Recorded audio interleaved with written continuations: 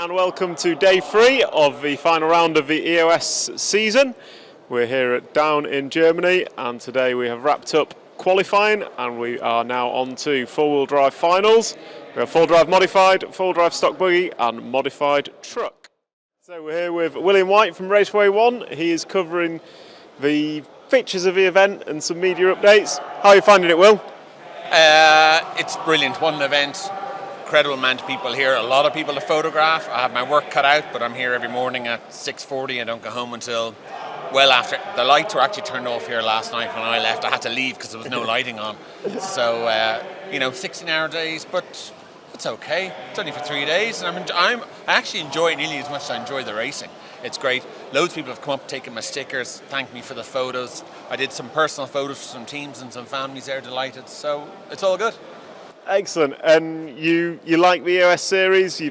What's your thoughts on the whole kind of idea of EOS and how's it been for you both as a racer and now as kind of a media partner? Well, obviously the EFRA events are the pinnacle events in Europe, but a lot of people find them very formal. A lot of people don't have the time to do the qualifying for them. A lot of people don't feel they can bring their families there. It's a very serious environment. So this is like the next step down. It's fantastic. There's a lot of families here. If you look at the first couple of heats, they're really drivers that have only been racing for a year or two. They're all included. Everybody's treated the same. There's no superstar. Well, there are superstars here, but nobody's treated like a superstar over anyone else. Everyone's treated the same. And it's fantastic.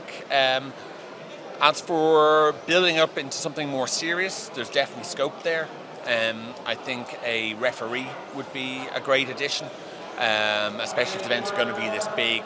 Like, when the events are small, you tend not to get so many problems on track. Every race seems to have a problem on track at the moment. So a little referee would be good. Scotty, of course, doing a fantastic job announcing the races. Even the most perfect thing has room for improvement. I think that's the way we have to see it.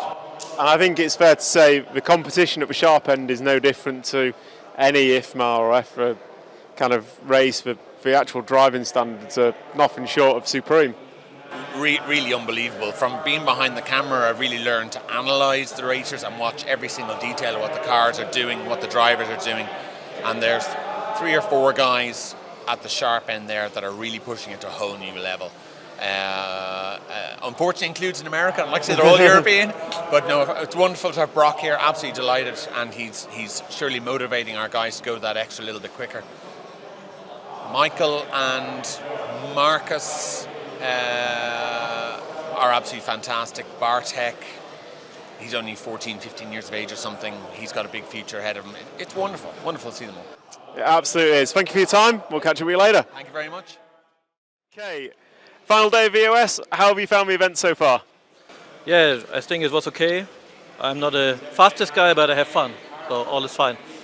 That's what we're all here for, right? Yeah, good competition and really hard to fight with the people. And how are you finding the track? What? How do you find the track? The track is very difficult, technical, but with a lot of ground speed, so I think it's hard to find with 2-3 minutes round of practice. A good line for no mistakes. Yeah, I think quite a lot of people find it difficult. Well, thank you for your time and good luck for your finals. Yeah, thank you. Good morning, Derek. Tom, how are you? Final day of EOS round. How have you found it so far? Very tiring, but good. Long days, as you know. So yeah, real long days. We're just not match fit, really, to be honest with you.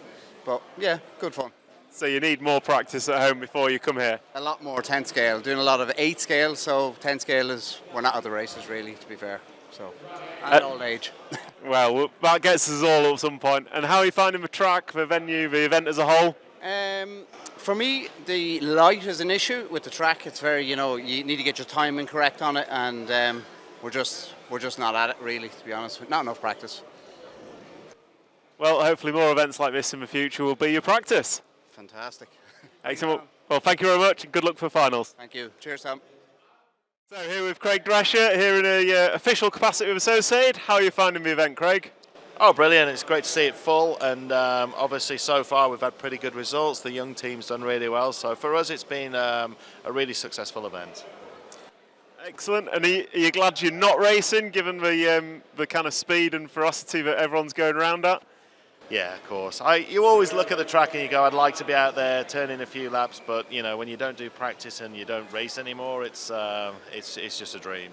You know, to want to do that and just it's just not viable. Maybe stock class, I don't know, but no, I don't. I miss the racing side of it, but I don't miss the racing side of it and all the stress that goes and dramas that go around trying to figure out getting them cars around that track so fast. I mean, it's so fast and furious, it's ridiculous. I mean, I think it's the first big meeting I've been to where I've not raced, and it's far less stressful watching than it is being part of it. Yeah, but you still get asked the same questions, and you're still just as involved. But of course, you don't have the stress of having to put it into practice on the track yourself. So no, it's been a very, very good event. I've enjoyed it this time around. It's obviously nice when the guys are going well and the team's doing well. We've come with a small team. We've come with a junior team.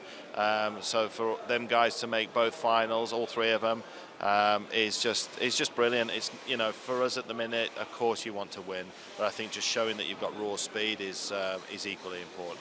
So Marcus was fast. He had a few mistakes. Qualified lower. Had he been further up the field, I think it could have been a different story. But to come back from where he was on the grid to get second under, you know, tight qualifying positions with limited track time. I know it's the same for everybody, but you know, all of our guys started out with bad runs in two-wheel drive, so the pressure was on round 2, round 3. Everything needed to count, and the boys just, you know, did amazingly well.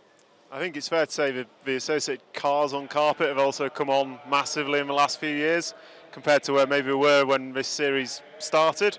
Yeah, we've got a few guys in the team that are kind of a little bit more tuned into the carpet. We've obviously got the Halls, which have been doing a lot of winter racing, so for them it's like a comfort factor. They don't like too much drama at the track, so having the car apart every run and trying to figure things out on the fly never works for them.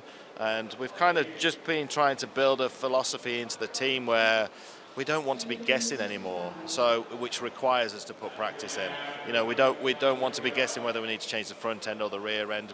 They need to know what to do. So when you're put under pressure, you made the right choices, and you know what the choices and changes that you do will do for you on the track. So, and we've got a young guy that's just signed up, Alexander Langdon from Sweden.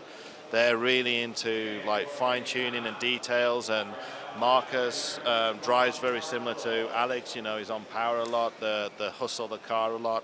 So they've been able to share setups, and that's really kind of brought Marcus on, because Marcus doesn't do a lot of running.